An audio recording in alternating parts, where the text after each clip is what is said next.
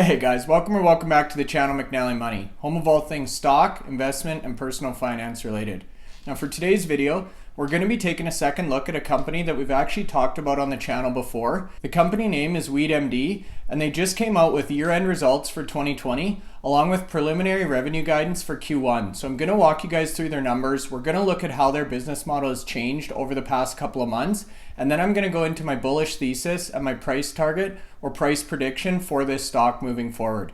Now before we get into it, please take a second to smash that like button. It's 100% free to do. It really helps me out in a big way. If you're not already subscribed to the channel, McNallie Money, feel free to do so. And leave a comment in the section below on what you think of this analysis, if you currently hold any WeedMD shares, and what your thoughts were about their earnings. Now without further ado, let's roll the intro clip and get into today's video.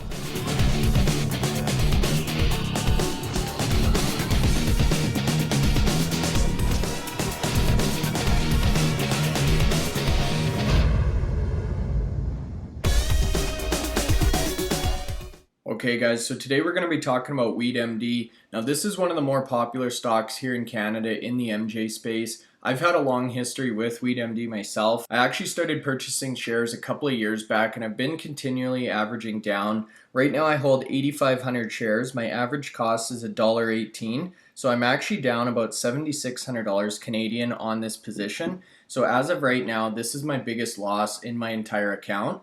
Now I'm very optimistic about WeedMD. I think they've finally kind of bottomed out. They've made some changes in the business and they're starting to rebound. So we're going to talk about some of those changes. Obviously we're going to look at their recent financial results that came out today. I'm going to walk through their business model a little bit and some of the things that have changed since the last time we did a deep dive on WeedMD. So if you're new to the channel, make sure you check that video out as well. That one was initially released about 3 or 4 months ago, and it gives a really deep dive on the company, its operations, and how WeedMD has set up itself compared to some of its peers in this industry. Now, in addition to that, I'm going to give you guys my price target prediction on this stock. We're going to look at some of the bullish and bearish, just to be fair, things that are facing this company moving forward. So as mentioned, I was really excited to get this video out. I was awaiting these financial results. They actually delayed them or postponed them. So I'm excited to talk about this today and I hope you guys get a ton of value out of this video. So to kick the video off, we're going to actually take a look at their chart over the last year. So here you can see as of Friday last week, they were up about 2.7%. which was just under a cent a share, which closed WeedMD out for the week at just about 29 cents Canadian. Now, based on that share price, this company has a market cap of about $71 million. So very small market cap compared to a lot of the other companies that we've looked at in the MJ space, even compared to a lot of the penny stocks that are in a 2, 3, 400 million kind of market cap space. And I think that's really reflective of WeedMD's situation over the last few years. This company has definitely struggled. They've definitely made some moves that weren't well received by the investment community, and their share price has really been beaten up as a result of that. So you can see back in February here, we had that strength across the entire MJ space. So WeedMD was actually able to get up to about 71 cents. That would have been a great time to take a little bit of money out of this name and actually average down. However, I was unable to do that and I didn't make that play. Now, what's interesting about this, you can see the company has continually downtrended over the last year. So from June of 2020, they were at about 58 cents. They're now trading about half of that. And if you zoom out to a 5-year chart, you can see this stock was actually trading in the $2 range back in 2018. So that's actually when I started entering WeedMD. I got in a little bit too early for sure looking back. And I've actually been able to average down and get that share cost to about $1.18 average, which I mentioned a couple of seconds ago here. So long story short, I'm very optimistic about WeedMD. I think they've stumbled and made some mistakes over the past couple of years. And I feel like we're now kind of at that inflection point where things are about to change. They've announced some leadership changes as well, which we're going to talk about. And I feel like there's nowhere to go but up right now for WeedMD. So on that note, I wanted to kick the video off with actually talking about WeedMD's full fiscal year results for 2020 and preliminary revenue guidance for Q1. So definitely exciting stuff here, you guys. I know we've been waiting a long time for this information. It's been delayed a number of times and it's now here. So I'm going to go through the high level bullet points for you guys. Net revenue increased 41% year over year So they closed out 2020 just under $30 million. They actually came in at 29.4 million for the full year revenue. And personally, that's nothing that I'm getting too excited about. A lot of the companies that I follow are putting up close to $20-30 million per quarter. Now, it is nice to see that healthy 41% year over year growth, but I really think 2021 is where we're going to see this company's revenue kick it into high drive here. Now, the next couple of stats have more so to do with the production side of things. So for those of you who don't know WeedMD, this is primarily a cultivator. Now, you guys know I have some opinions about the cultivation space, and I think this is going to be a difficult area to compete in moving forward. Now, that being said, WeedMD has done a number of things to really diversify itself out of the cultivation or production space solely. So I'm excited about that, and we'll talk about a few of those differentiators in a couple of minutes here. But in terms of their actual harvest, they produced nearly 34,000 kilograms of dried flower, which represents an 88% increase over 2020, with more of that flower actually coming in the form of grade A, so higher quality, higher priced product. So that's great. In terms of their average cost per gram, so the price it costs to actually produce a gram of flower, they were able to bring that down to 46 cents, which is a 42% reduction from the level we saw in 2019, which came in at 79 cents per gram. So that is very encouraging to me. WeedMD has a very robust cultivation facility, including a massive outdoor grow. And this is actually one of the first companies here in Canada that really harnessed that outdoor experience. So I'm excited to see that they're really converting that into lower cost production, and that 46 cents per gram is one of the lowest prices I've seen of any of the cultivators that we've reviewed on this channel. Now, in addition to their 2020 year-end results, they also gave preliminary, so this is unaudited, not verified, Q1 2021 gross revenue of $12 million. Now, analysts are expecting about 50 million for WeedMD in 2021. So if you're to take the 12 million times 4, you get about $48 million. There may be a little bit of organic growth throughout the year, but if you compare that number to what we saw here in 2020, you can see that they're really starting to turn that revenue profile for the company and get it moving in the right direction. Now, the other thing that's exciting about the Q1 preliminary results is they have a 40% growth in their high margin direct to consumer or patient sales. So again, they're making some meaningful shifts here, you guys, to get into the higher margin space. And we're going to see some of these different sales channels in a couple of minutes here, so hold tight. Now, if you continue to scroll through the article, there are a couple things that were red flags to me as an investor in this company. So two that stood out were their gross loss. So they actually lost $22 million for the full year of 2020 compared to a gross profit of $4 million in 2019. So obviously moving in the wrong direction in a big way. Now, management is saying that decline was mainly due to inventory or flower write-down. So that's a one-time type of thing. And if that's true and they're able to turn that around this year and they don't see those type of write-downs,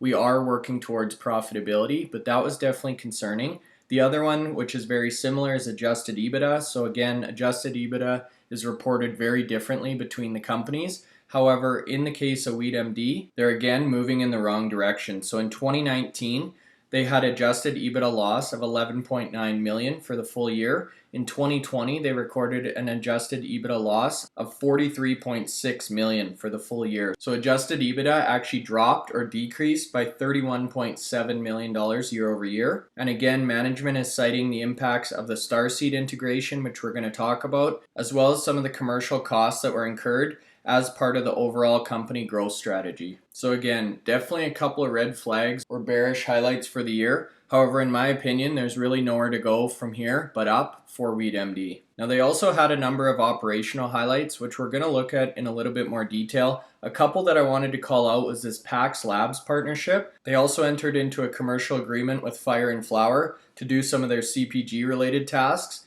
Now, Fire and Flower is another one that we just reviewed on this channel, so I would encourage you to check that video out as well. And then the third one here is this exclusive licensing agreement to bring Mary's Medicinals to the Canadian market. So three things that are very exciting here, you guys, and again, we're going to talk about in a little bit more detail. Now, they've also expanded their Starseed medical products into Atlantic Canada. So as many of you know, Starseed and its relation to some of these pension funds is one of the main ways that WeedMD is really differentiating itself. So that was great to see that they're continuing to expand that platform. And continuing to scroll down here, you can see that WeedMD's Starseed Medicinal actually signed up 6 new Leona local pension funds to their medical cannabis program. So again, great growth, and that really is one of the things that I'm so excited about with this company, is they're actually partnering up with these various different workers unions, and they're becoming their preferred supplier of MJ, where individual members can actually use their company's benefit program to purchase MJ. So that's definitely exciting and definitely different than anything else a lot of these companies are doing in that space. Now, in terms of the leadership team, there's a couple of big changes here as well. So this one came in January of 2021, and they actually appointed George Scorses the interim CEO of WeedMD. So some big changes at the top of the pyramid here. And then as you scroll down, you can see that they also named Beth Carrion, who is formerly at Tilray and Nestle Canada. So some big companies in the consumer packaged goods space and the MJ industry as well, as the CFO of the company. So some great changes up top, and really excited to see the new direction that these leaders are taking the company. Now, one final point on this page before we move on here. A few of my subscribers have wanted me to talk a little bit more about companies' cash positions. So WeedMD did execute a bought deal in March of 2021. They raised $17.25 million, and that really contributes to their cash position. And in terms of the details on that bought deal, they actually issued about 36 million shares or units of the company, so there was some dilution there, but they issued them at an average price of 48 cents per unit. And if you compare that to where they're trading today at about 29 cents, you can see that they actually did get a reasonable price for those shares. And as an investor in this company, it's nice to see that they're still able to raise capital and to issue these shares despite some of the issues over the last couple of years and their declining share price. So I don't want to duplicate some of the information that was shared in the last video on WeedMD, but I did want to give a quick high-level summary of what this company does and some of the operational highlights of the organization. So in terms of who WeedMD is, they're really divided into 3 distinct segments. So they've got the cultivation space, which is really the bread and butter of this company. As mentioned, they have a state-of-the-art facility in Strathroy, Ontario, and they really have a very robust production or cultivation facility, which features state-of-the-art indoor and outdoor cultivation space. So that's really this company's bread and butter. That's what they were built on, and that's really the backbone of this organization. Now, they've also broken into this insured medical MJ space,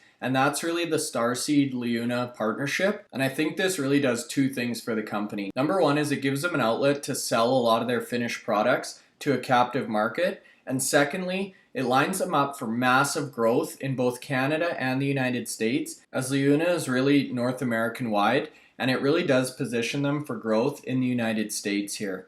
Now, thirdly is their award-winning consumer brands. So this is really the CPG component of this company, which again was really exciting for me to see them start to break into. They've got a couple of very strong in-house brands, which include Color MJ and Saturday MJ. And we're going to look at those in a little bit more detail, but those are actually finished product goods that they can sell directly to the adult recreational market here in Canada. Now, we briefly talked about the leadership team in the opening slide there. I did want to just double click on George Scorses because he's really got some very transferable experience. He's got 15 years experience in regulated industries, including alcohol, energy drinks, and MJ. And that experience really comes from his time as CEO of Liberty Health Sciences, president of Metrum Health Corp, and also GM or general manager of Red Bull Canada. So again, very experienced track record. He's already held the CEO position, so he knows how to lead a company. And a lot of these industries are very similar to the MJ space, specifically the alcohol industry here in Canada. So now that we've talked about some of the financial results, some of the key operational highlights of the quarter and the fiscal year,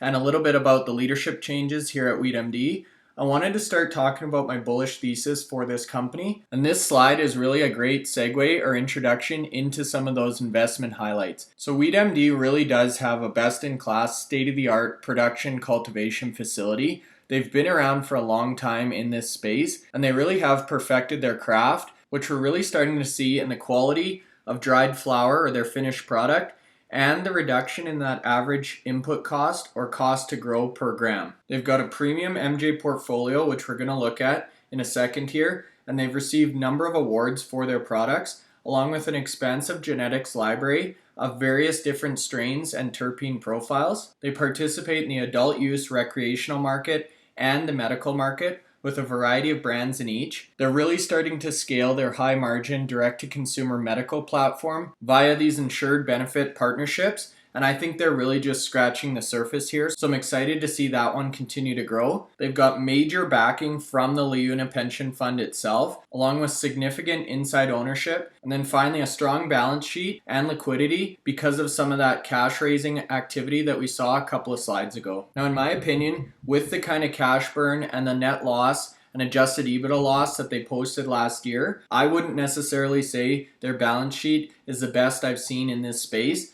but it definitely is improving, and they do have enough money to continue operations for the foreseeable future. Now, in terms of their world-class or state-of-the-art production cultivation facility, you can see it here on the left. This is the Strathroy Cultivation Hub. So it features a hybrid greenhouse and outdoor cultivation facility, which you can see on the right here, these large outdoor fields of MJ. So they really do get the best of both worlds. They've got the quality and control of the indoor facility, but they've also got the scale and the efficiency of the outdoor harvest or grow as well. Now, this is a 220,000 square foot facility in terms of the indoor footprint, with the opportunity and land available to double that size or square footage if and when WeedMD decides to do so. And then, as you can imagine, the outdoor grow is a lot lower cost, and they're really going to use that biomass as some of the inputs for MJ 2.0 products that they produce at their Elmer processing and production facility. So this is actually where they do all of their extraction, product development,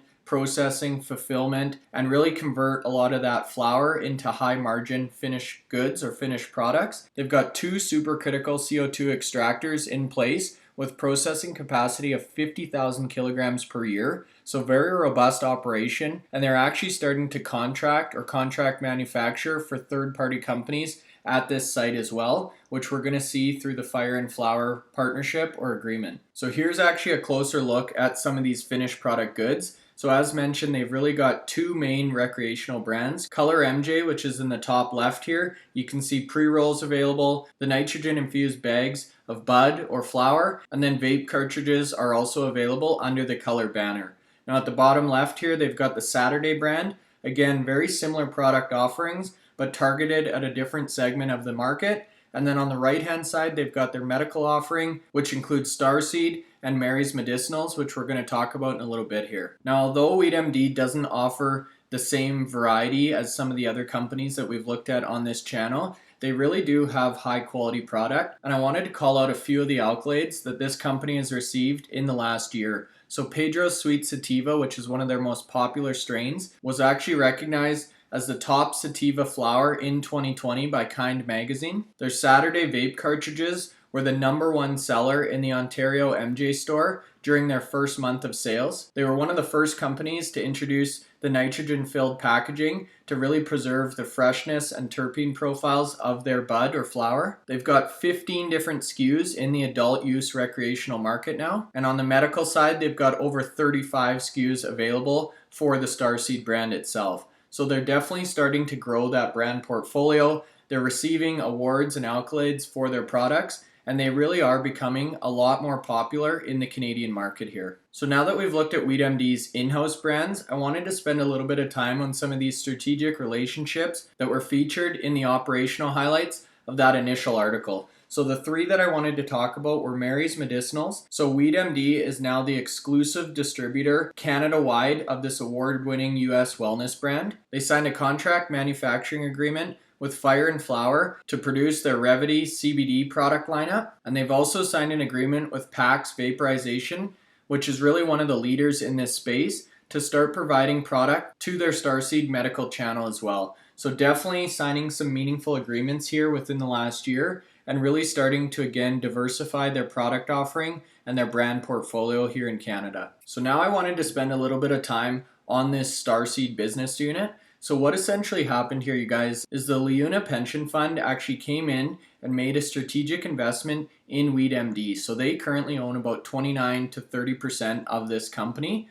And then WeedMD set up this Starseed medicinal division to really service a lot of the members and different unions that they continue to onboard to this channel. So as of right now, WeedMD is actually the leader in the insured medical MJ space. It's a closed loop model, so this is really a captive audience for WeedMD, and it gives them exclusive access to right now about 350,000 patients. Now, because this is a medical channel, they are able to sell their products at a higher price point, which means higher margins compared to the recreational or retail side of the industry. And what's so great about this agreement is the consumers don't have to pay anything out of pocket. WeedMD actually direct bills these insurance providers, and the customer or the patient is able to receive medical MJ with zero out-of-pocket cost. Now, they've also got medical distribution agreements with Shoppers Drug Mart here in Canada and over 40 other independent MJ clinics nationwide. So very robust offering on the medical side of things.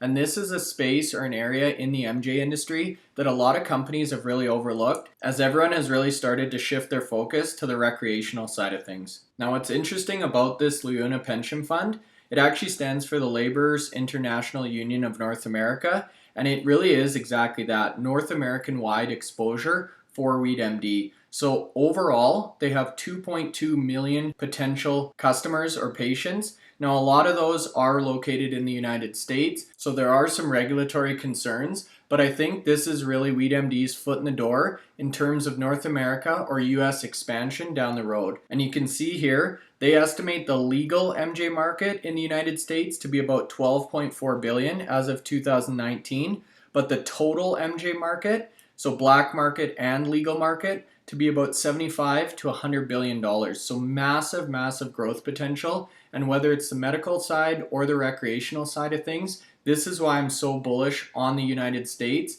and that federal legalization. And I'm really excited to see that WeedMD has a plan of attack to address this market. And this slide just gives a little bit more detail about the Leona pension fund relationship. So they're strategic investor in WeedMD. They own 29% stake in the company. Now, if you take into consideration the pension fund plus all of the insider ownership at WeedMD, just about a third or 33% of this company's shares are not available for purchase from the general market. So that's really exciting for me. And that really means if and when share price does start to move, we can see it really take off in an exponential way because there aren't as many shares available to the general public. And if you look at their fully diluted share count of about 238 million shares, that means about 78 to 79 million shares are actually controlled by Leona Pension Fund and insiders within the company. So to wrap things up here, you guys, I wanted to talk about my bullish thesis on WeedMD, my price target, and what I think this company needs to do to really get to profitability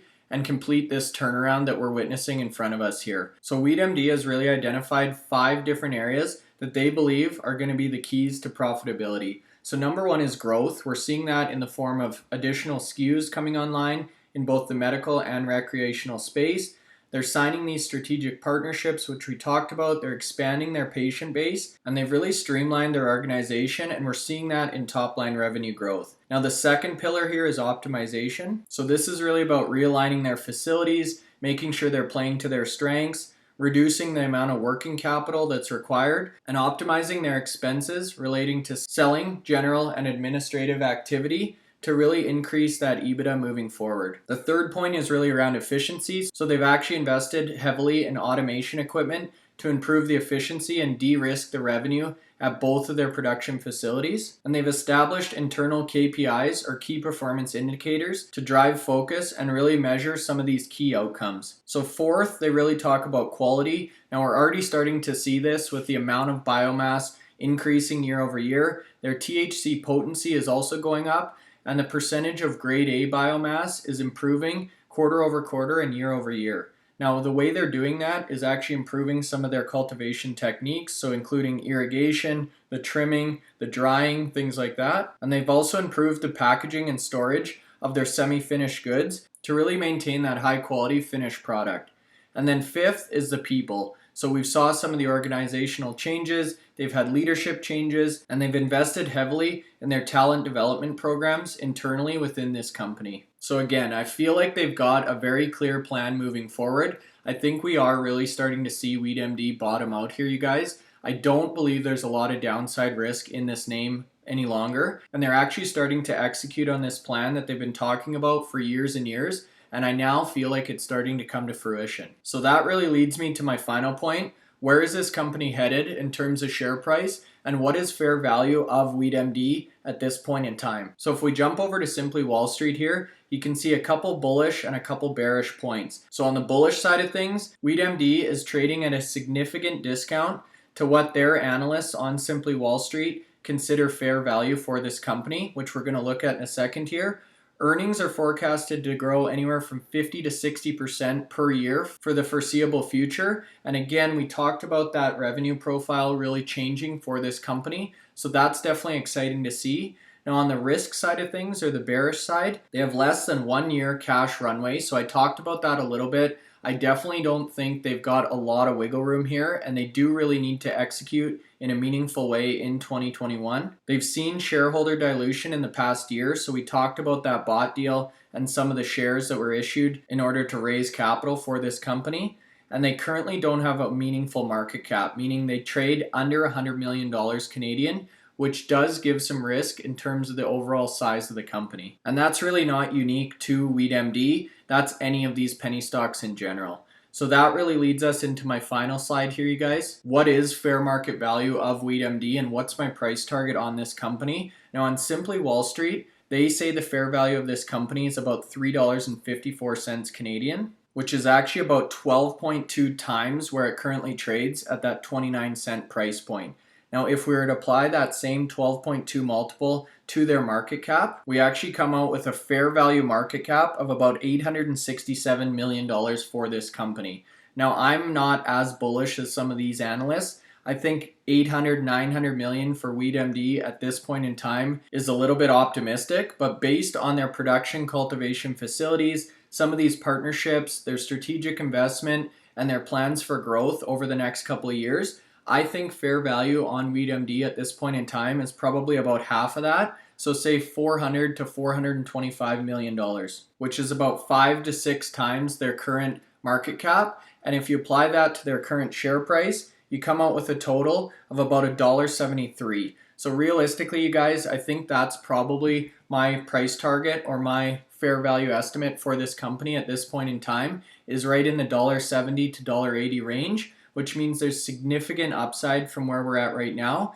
And I could easily see this company being a 5x over the next 12 to 24 months, particularly if US federal legalization comes into play and they're able to aggressively build out that relationship with the Leona pension fund North America wide. So that's it for today's video, you guys. Make sure you leave a comment in the section below on what you think of WeedMD, if you're currently holding shares, what you thought of this most recent earnings, and my overall analysis on this company. If you're not already subscribed to the channel, McNallie Money, feel free to do so. And the last thing I'll ask is make sure you smash that like button. It's 100% free to do, and it really helps me out in a big way. On a final note, you guys, have a great rest of your day, and thanks so much for watching.